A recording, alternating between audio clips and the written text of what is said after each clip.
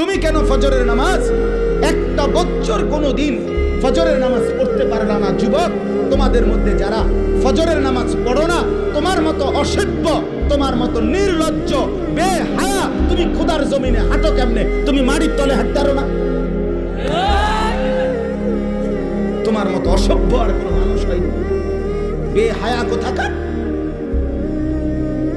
আল্লাহ রাসূল সাল্লাল্লাহু আলাইহি ওয়াসাল্লাম বলেন, তাহাজ্জুদ নামাজ হাদিসে আছে নবীজির জামানায় একবার সাহাবীরা বললেন একজন মুসলমানের ব্যাপারে, ইয়া রাসূলুল্লাহ, এই লোক সারা রাত ঘুমায় থাকে ফজর পর্যন্ত, কোনোদিন তাহাজ্জুদ পড়ে না।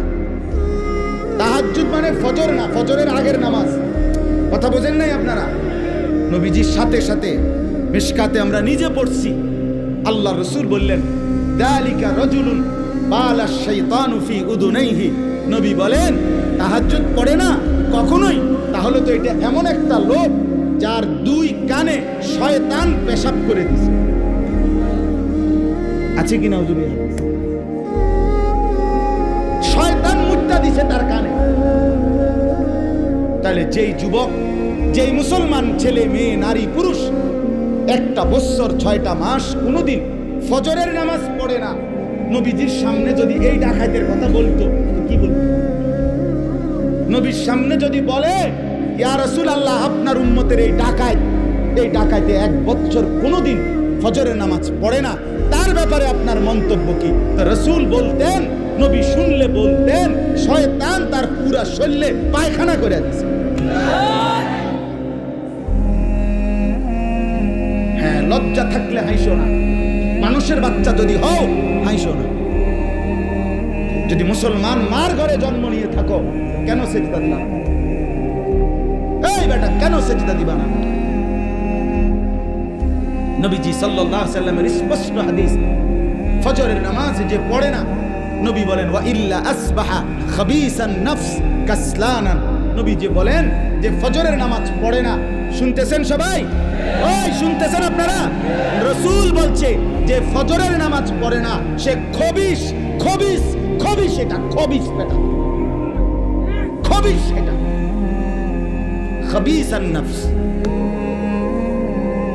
কাসলানান, এটা অলস, অকর্মণ্য, অপদার্থ। এটা কোনো পদার্থ ফেলাস্টিক, এটা আকামলা। এজন্য দয়া করে জিন্দেগির কদর করেন। বলেন ইনশাআল্লাহ। আল্লাহ আমাদেরকে তৌফিক দান করেন। হিম্মত চাই, হিম্মত। বন্দেগীর জন্য হিম্মত দরকার, হিম্মত দরকার। আপনারা, আমরা মানুষ, আমরা মুসলমান। আজকে বাপ আমরা আগাইতে পারছি না আমাদের খামখেয়ালির কারণে। আজকে সারা পৃথিবী আমাদেরকে বিদ্রুপ করে, মুসলমানের বিরুদ্ধে ষড়যন্ত্র করে, মুসলমানের উপরে জুলুম অত্যাচার করে, মুসলমানের যুবককে নিয়ে আপনার মস্কারি খেলে, তামাশা করে, একবার দুষ্টামি করে এটা যেন পাগলের মতো বানায় ফেলছে। মুসলমানের যুবককে একবার বেঈমানে বলে চুলে দিক দিয়ে কাইটা ফালাই দে, হেতে লাখ লাখ যুবক ফেলে দিল। পরের মাসে বলল, বেঈমানে বলল যে এবার চুলে দিক দিয়া ফালা, এবার দিল এদিক দিয়া ফালাইয়া। পরের মাসে বলল চুল চারিদিক থেকে কাইটটা একদম সমান করে মাঝখান দিয়ে একটা পাখির বাসার মতো চুল রাখ। যুবক এটাও লাখ লাখ করলো। তাহলে তোমারে যে পাগলের মতো, ছাগলের মতো তোমারে ঘুরাইতেছে, তুমি আহাম্মক বোঝো না? তুমি বোঝো না? হ্যাঁ, তোমারে 3 বছরের ভিতরে কয়টা ফ্যান বদলাইল? আমার দিয়ে 42 বছরের ভিতরে লুঙ্গি বদলাই দিল না? অসুবিধা কি? তোমার এতবার ফ্যান বদলাইলো, একবার সিফা, একবার ডোলা, একবার মারু আপ প্যান্ট, একবার ফুল আপ প্যান্ট, একবার মাঝখান দিয়ে সিরা, একবার পিছন দিয়ে তুমি টাইন নাইডারে উঠাও, কাইডারে একবার রাবার দিয়ে গলার লগে লাগাইলে। তার বাচ্চাদের কি প্যান্ট পায়? এই যে একটা ফ্যান, হাফ প্যান্ট আছে না, এটা গলা সহ লাগাই এলা।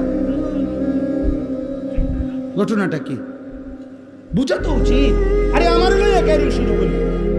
আমি তো প্রায় বলি, আমি যদি এই লোকটারে এখন বলি, এই ছেলেটারে যে তুমি একবার দাঁড়াও, দাঁড়াইল, আবার বইলো, এবার একটু কাইতইলো, আবার এদিকে কাইতো যে ঠ্যাং ধরে ডালগি দাও, দিল ঠ্যাং আলগি। এরপর হে কি করবো? আমার কবিটা কি পাগল ধরে আনছি? কথা বলেন না, বলবে কি? আরে আরে এটা কি পাগল, এবার আমার মেয়ে গেরুম শুরু করছে কি? একবার কয় ডান দিকে, একবার কয় বাম দিকে, একবার কয় ঠ্যাঙ্গাল কি দাও, বলবে কি না? বলেন না কেন?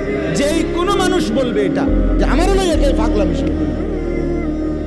আজকে মুসলমানের ছেলেদেরকে নিয়ে, যুবক যুবতীদেরকে নিয়ে বেঈমান এরকম তামাশা খেলতেছে, তামাশা মজাক করে, ঠাট্টা করে। তাই দেহি চাই চুলেন দিয়ে কই হালাই তো দেহি ভালাইনি, ও হালা এন দিয়ে ফালাই তো দেহি ভালাই।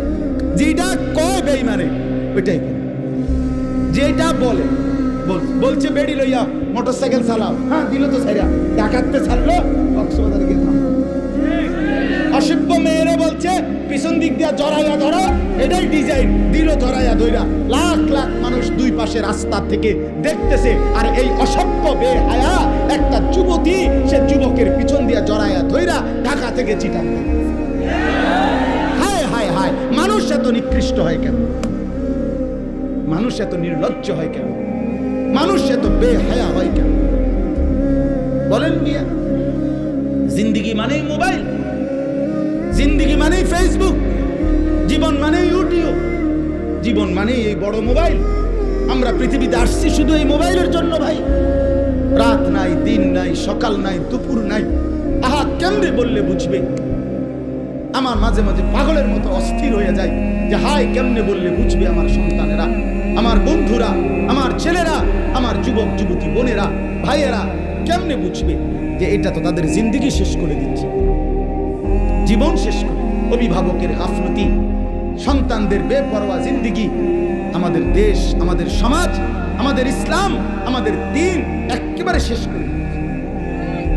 অভিভাবকও গাফেল, সবাই গাফেল, সবাই গাফেল। আল্লাহ আমাদেরকে মাফ করে দেন। এজন্য প্রিয় ভাই আমার, ফিরে আসেন। প্রত্যেকের কাছে অনুরোধ করছি, আল্লাহ তাআলার বন্দেগীর দিকে ফিরে আসেন, ইবাদতের দিকে ফিরে আসেন। আল্লাহ তাআলা প্রত্যেককে তৌফিক দান করেন।